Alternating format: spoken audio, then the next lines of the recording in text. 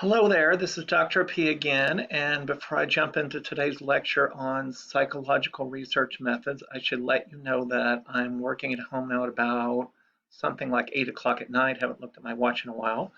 And there's a movie playing upstairs that's pretty loud, but I'm in the basement. So if you hear, a dinosaur screaming or something like that, don't worry about it too much. If something bad happens, someone will come running down. Okay, so we're going to talk about psychological research methods. And if you've had a chance, and I hope you have, to read that pretty dense chapter on research methods, you got a very deep, you got a dive into a pretty deep topic that I covered in just one chapter of something like a 14 chapter book. But that chapter really tries to summarize the really important points in the entire book. So the gist of that reading, I hope you know by now, is that in psychological research methods, when we do research in psychology, we're trying to capitalize on being careful and making careful, precise statements about causality, but we're also trying to balance that against the need to describe the world as it really is out there, not just in Alabama, but in Kenya, in Kamchatka, in the Ukraine, all over the planet, from Honolulu to the Philippines to Norway. We want to describe the world, not just American college students. So I hope as you read that chapter again, or as you study, you'll keep in mind that a lot of big questions in research methods really boil down to balancing the need to know what causes what with the desire to make sure you're describing the entire Earth and not just a little sliver of it. Okay, now I'm going to focus in this lecture on the techniques that I enjoy the most. I used to do a lot of experimentation. These days, I actually do a lot more field research, but in the first, I would say, 2 decades of my research career, I did a lot of experiments, a lot of laboratory experiments. And so we're going to talk today about why people do that, what the strengths are, and how that can address some basic questions that you really have to address carefully if you're going to make any kind of scientific statement about human nature or human tendencies of any kind, not just human nature. All right, so that's that. Let's move on a little bit here. I hope. Try that again. Having a little difficulty with my computer. And then, oh, there we go. My computer's a little slow. I closed a bunch of windows, but that doesn't always fix things here. All right, so I do often liken research methods to measuring the weight of smoke. In fact, the subtitle of my methods book with Hart Blanton is Measuring the Weight of Smoke. So I like to give people that as a metaphor of sorts, although I'm not sure if it's a metaphor or just a concrete example. We can debate that later, but I like to think of doing research in psychology as very much like measuring the weight of smoke. And I borrowed that term from a classic story of Sir Walter Raleigh, who was born in, we don't know for sure, 1552, 1554, lived until the early 1600s, died at about the age of 65. But he was a courtier in the Queen's court. He was probably a spy. He did a bunch of crazy stuff. But one of the more interesting stories about him, probably not completely true, by the way, is that he made a bet with a very young person in the Queen's court that he could measure the weight of smoke. Now, that sounds like a ridiculous claim to be able to measure the weight of smoke, because we all know that smoke is hard to grab hold of, and how exactly would you do it without modern equipment? At least he didn't have any modern equipment except for cigars and a few really basic measuring instruments. So he had a debate. He argued back and forth. Yes, I can do it. No, you can't. Yes, it's possible. No, it's not. But eventually, according to the story at least, and we're sticking with the story, even though it's probably just an example, it probably didn't happen, he won the bet. Okay, so he proved, in fact, that he could measure the weight of smoke. And I don't think I included that story in chapter 3 of your textbook. So even if you read it carefully, you might not have an answer to that question yet, but I'll give you a clue here about the answer to that question. That's your clue. Now, of course, I doctored those photos and made them up because I didn't have cigars and scales to take photographs of them myself. But I hope you can see that on one scale is a brand new, unlit, unburned, unsmoked cigar. And on the other scale, the right-hand scale, that's supposed to be, I'm sure you can guess it, a giant pile of ash from that original cigar. And I hope just a moment's contemplation will tell you that if you started, let's say, with an 80-gram cigar and you kept it burning, puffed on it if you had to, until it truly burned down to nothing, and you weighed those ashes, that would give you your answer. So the answer is not in the capturing smoke in the air and weighing it. That's impossible. The answer is, what did the cigar weigh and what did the ashes weigh? And by using a technique invented by the ancient Egyptians, I think it was, it's called subtraction, we can get the answer. So just to be clear, you don't really want to measure the weight of smoke. Any physicist will tell you it's technically the mass. Of course, I've had a course in physics and I'm being casual here. But yeah, technically, what's the mass of smoke? If an unlit cigar weighed 80 grams and you burned it down to nothing but ashes, and those ashes left you with only 20 grams, you would know through logic alone that the smoke must have weighed 60 grams, for example. Of course, we made the math nice and easy here. So notice that if you combine the careful use of logic, remember that's a way of knowing, and very careful observation, you do need a scale, you do need to be able to weigh things pretty precisely, you can often measure things that would seem to be impossible to measure. So that's the point of the weight of smoke story. It's that you can measure things that you would think would be very hard, maybe impossible to measure, if you're clever or thoughtful, or I would say mainly if you're hardworking enough, if you read and do your homework and follow the examples of other good researchers. All right, so that's that. Now, how does that kind of logic apply to psychology? Psychologists don't really care that much about the weight of smoke. They care much more about love and aggression and frustration and racism and gender and identity and many, many other things that we study. So we don't really study the weight of smoke, but we do study things that happen inside your body, in your brain, for example, and those are difficult to observe directly. I'll give you one example that's kind of like what Sir Walter Raleigh was reputed to have done. Mel Snyder, who studied things like attribution and stereotyping and stigma, he took advantage of the subtraction method to measure prejudice, even though people were reluctant to admit to it. How exactly did he do that? Okay, he was studying in this particular study. I think he published in 1981, so a long time ago now, let's say about 4 decades ago. He studied discrimination against disabled people back at a point in America's history when I think it's safe to say people were very uncomfortable around disabled people. We're probably a little bit more comfortable today, and the ADA, Americans with Disabilities Act, has helped a lot in that way. But for people with physical abilities, there's still discrimination. There is still stigma. And back in 1980-ish, there was a lot of stigma. Okay, so what did Mel Snyder do? He brought college students to the laboratory and he fibbed to them. He told them he was studying people's interest in classic movies from like the 1920s. And he told them, you're going to watch a bunch of movie clips today. You're going to rate them for how funny you think they are. And by the way, what you're going to do is, we have a lot of people in the study. You can go over there to room 1, or you can go right next door to room 2. The study is going to start any minute now. Go have a seat, and there are papers waiting on you. I'll be right with you. Now notice, if you look at these two, of course, these are modern images I just picked off the web. But if you look at these two images, there's a person in one room who's in a wheelchair. He's obviously disabled. There's another person who otherwise looks a lot like him, a white male, young, about your age, college student age. He's not a disabled person.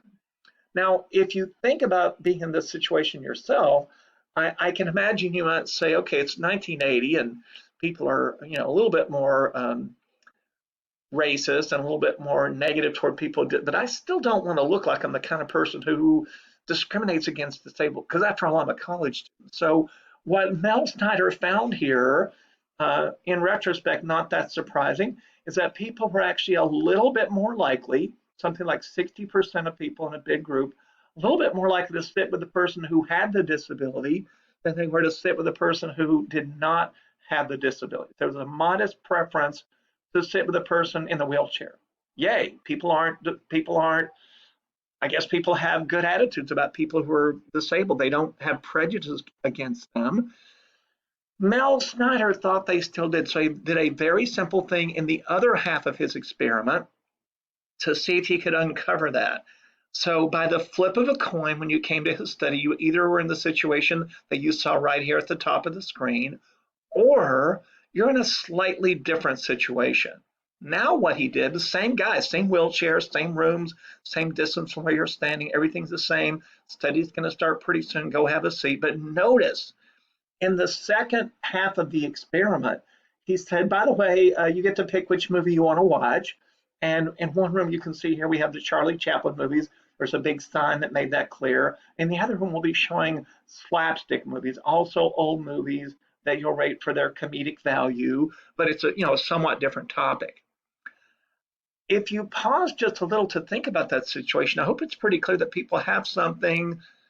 It's called an excuse. If I go sit in the room too, I don't have to say nobody can accuse me of having prejudice against people with disabilities. I just prefer slapstick. In fact, my guess is this. My guess by the end of the experiment, people actually thought they did slightly prefer slapstick movies, even though we know they didn't, because at the end of the experiment, Mel Snyder showed people were quite a bit more likely to sit in room 2 with the able-bodied dude than to sit in room 1. So his study showed that if you give people an excuse, it makes it difficult to accuse them, whether the man in the room might accuse them or whether the experimenter might accuse them. If you give people an excuse so they don't look racist or sexist or biased, they will engage in a behavior that otherwise would uh, make them look pretty bad in front of a person who thought they should be objective. So that's Mel Snyder. Notice that you could literally subtract the score, the preference score you had for one room or the other in the top half of the study from the score you got in the bottom half of the study, and that different score would tell you that people were prejudiced back then against people who were disabled, but they just didn't want to show it in public. So that's an example of measuring something kind of like the weight of smoke, something we call prejudice. All right. We're going to shift gears here a little bit, and I'm going to talk about the fact that science is all about understanding causes. And just to get you warmed up for this activity here, I hope you'll do this with me. I would like you to try to identify a word or a phrase in each statement that follows here that's about causality. The key word that tells you that the person who made that statement is interested in causes. Now, the first statement's not really psychology. It's about, atmospheric science, but there's a cause there. And I guess I made this one pretty easy. Look at that. It just jumps right out at you because the word is, of course, cause. Higher CO2 levels in our atmosphere cause climate change. That's a causal statement about the role of CO2 in making the Earth a less friendly place to live. All right, so that one was super easy. That was warm up. What about the next one? At least 8 genes, and that we discover new ones every year or two. At least 8. I think it's about 12 now, by the way. At least 8 genes are known to contribute in at least some way to Alzheimer's disease. All right, hope you're with me. Yeah, the word there would be contribute, because or contribute to, which means causes. The Alzheimer's has a partly, not completely, it's not well understood yet, but sometimes Alzheimer's is caused by genetic factors, and we can at least say that they play a causal role. All right, you'll be reading about this pretty soon, but natural selection drives evolution, things like speciation. You used to have 2 different species, and now you have 3 species. And so that's natural selection drives evolution. Hope it's pretty clear. And then I'm not even going to read the next one. I'll let you read it for yourself. I think the most important word, you could pick the word how if you wanted to, but even more important, the word why. People who study causes, scientists want to know not just what is true or when it's true, but exactly why it's true. Science is all about causality. Okay, I hope you learned that in 3rd grade science, and I'm sure you knew that and have known it for years. But how do we know what causes what? Exactly how does a scientist or a layperson, how does a puppy in Pavlov's laboratory who's exposed to a buzzer and then gets some meat powder, how do people or non-human animals, how exactly do we understand causes? And the philosopher J.S. Mill, John Stuart Mill, back in the 1830s, 40s, and 50s, he died just before psychology became a field, by the way. His idea, and I'm simplifying it here a little bit, is that you really have to know three things to make any causal statement about anything, not just about psychology, but about chemistry, about physics, about the way light works. If you want to make a causal statement, if you want to publish a paper in a scientific journal, you have to document three things if you're going to do it right. Okay, what are those three things? Those three things, according to my modern take, and I should give more credit to this to my co-author Hart Blanton because he's a big fan of John Stuart Mill. It really boils down to three things. First of all, you have to establish covariation, correlation. If I'm going to say that A causes B, they better be connected. B better go up as A goes up, B could go down as A goes up, but those two variables better be correlated. They better covary, or it's pretty hard to make a causal statement. That's number one. I'm sorry, I forgot we have some examples of that. I hope if I can point here, yeah, I can at least a little. We have a positive correlation right here. That's a very strong positive correlation. I'm going to call that about 0.9, at least the high 0.8s. Excuse me there. Over on the right here in pane Z, there's a very strong negative correlation. So as scores on one variable go up, scores on the other variable go down, but that's still covariation. Those things go hand in hand. And in the center example, though, you see what looks like a shotgun blast, a scatter plot. There is no straight line connecting those dots. We don't have covariation. Okay, so if you wanted to make a causal claim about whatever variables we're talking about in those three figures, you could do it conceivably in the case of X, you could do it in the case of Z, you really could not do it easily at all in the case of Y because you don't have covariation. Let me take the chance to say right now that this is like a chain.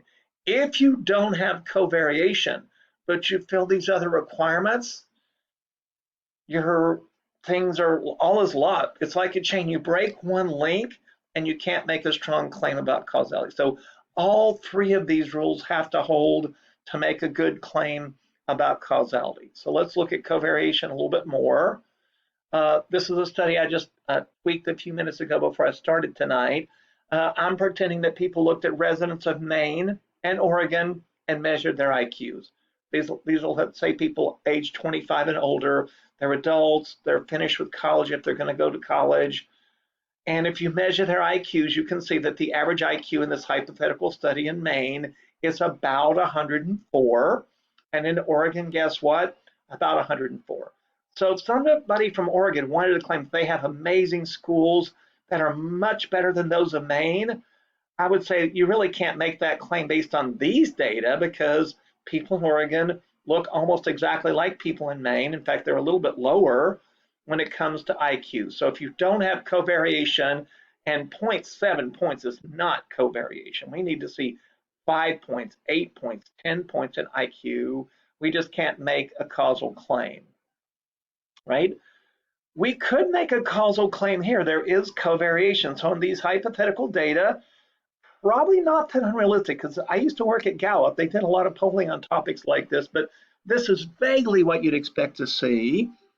Men on average are more in favor of capital punishment than women are. And my guess is if you looked at gender more carefully and found a sample of people who are non-binary in gender, who said, I don't think of myself as one or the other, they would probably be even less in support of capital punishment.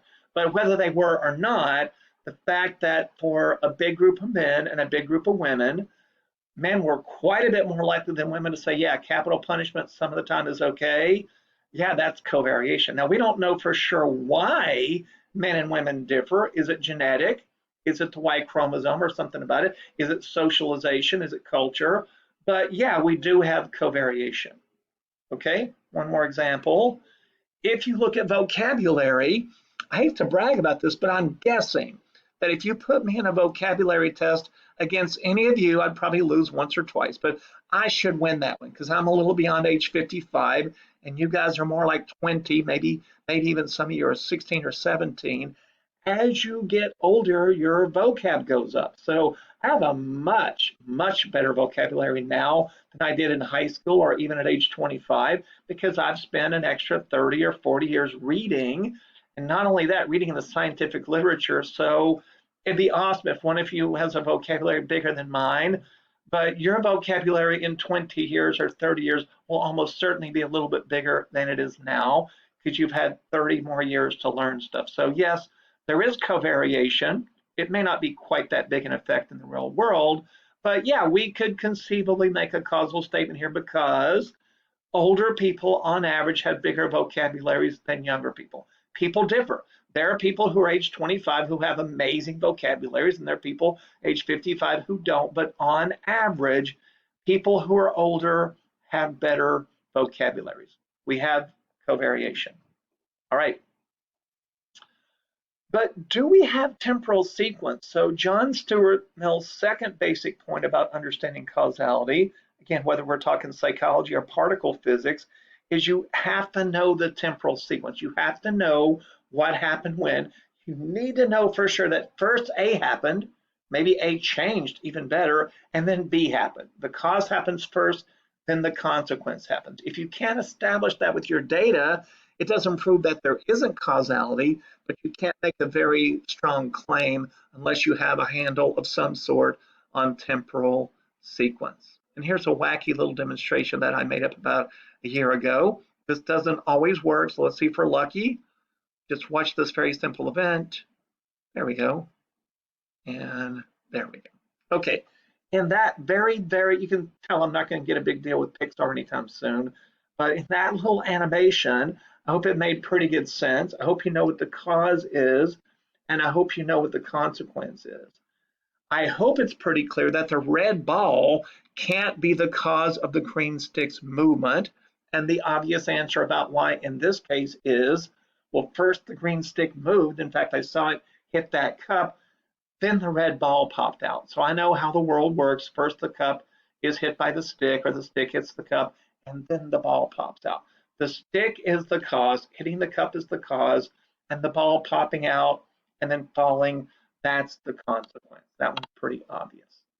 It's not always that obvious, though, when it comes to studying people, and that's what we're going to focus on here. But before we talk about that a little bit more, let's talk about something even more difficult. Let's talk about the fact that John Stuart Mill's most difficult requirement, the one that's the most difficult to establish, is the fact that you have to get rid of every possible confound. We call that elimination of, getting rid of every possible confound. A confound, as I'm sure you read in chapter 3, if you've gotten that far, is it's a nuisance variable. It's something that's confounded with, tied up with, messed up with something you care about. So if you want to argue that A causes B, you have to take a careful look at everything else that goes hand in hand with A and make sure it's not the real cause of B. So in the world where things often go hand in hand, it's difficult to make a causal statement unless you do something we'll get to in a couple of minutes, which is called doing an experiment. But for right now, you have to eliminate every possible confound, and that's difficult because sometimes there are a bunch of them. Okay, not an easy thing to do.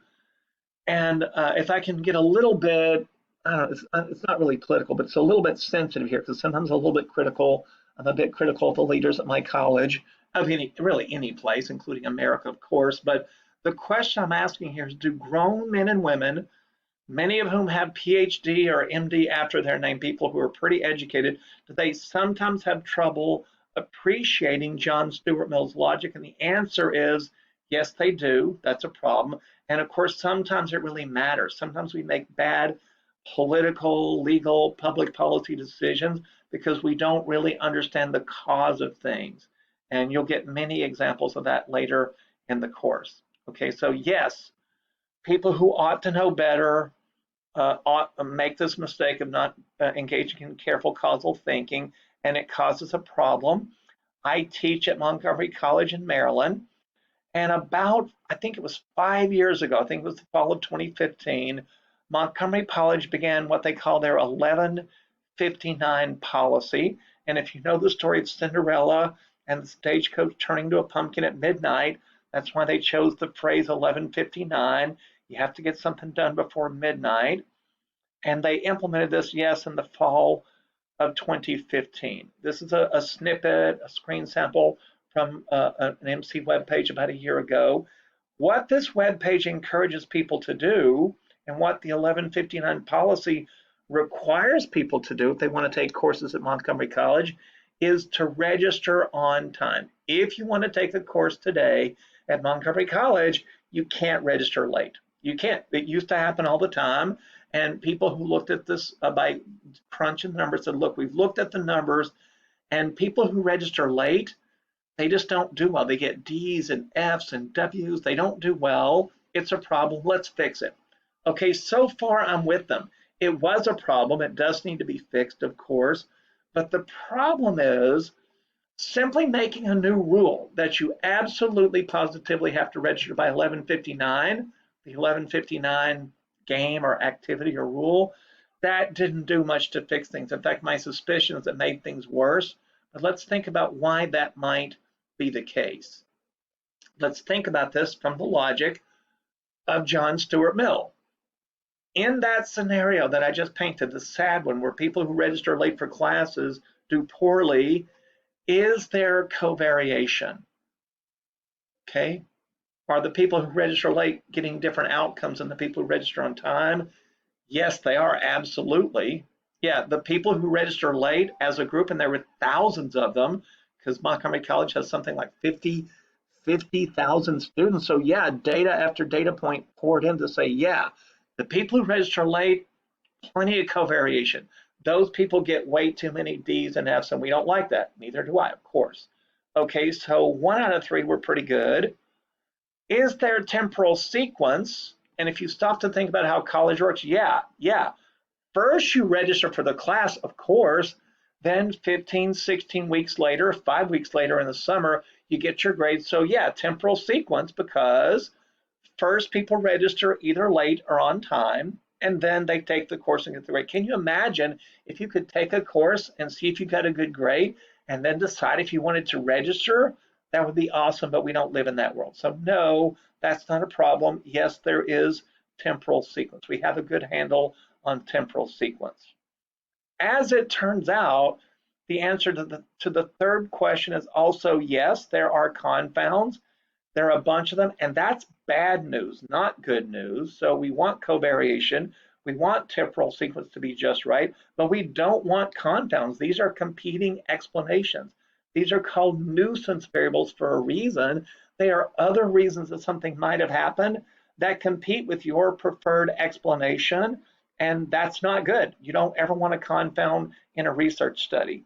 In fact, chapter 3 will tell you some pretty useful techniques for identifying them and getting rid of them. But let's move forward with this a little bit and say, wait a minute, what are those confounds? What are the variables that go hand in hand with registering late, other than registering late per se?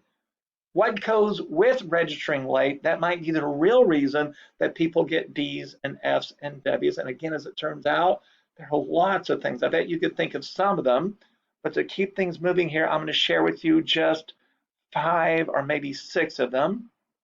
Okay, what are the nuisance variables? What are the problems with that way of thinking?